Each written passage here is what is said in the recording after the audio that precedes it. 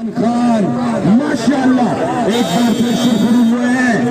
इमरान खान का कोई केस है जिसकी वजह से जेल में है, इसलिए फौरी तौर पे इमरान खान को जेल से बाहर लाया जाए। वो कौन तैयार है उनके इस्तकबाल के लिए?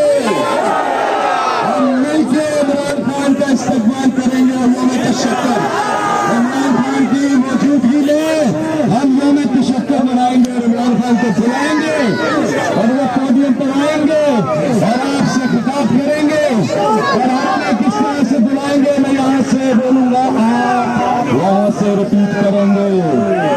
पाकिस्तान की आन और ऊंचा पाकिस्तान की आन है आप, पाकिस्तान की आन है आप, पाकिस्तान की शान है आप, पाकिस्तान की शान है आप, पाकिस्तान की जान है आप, पाकिस्तान की जान है आप।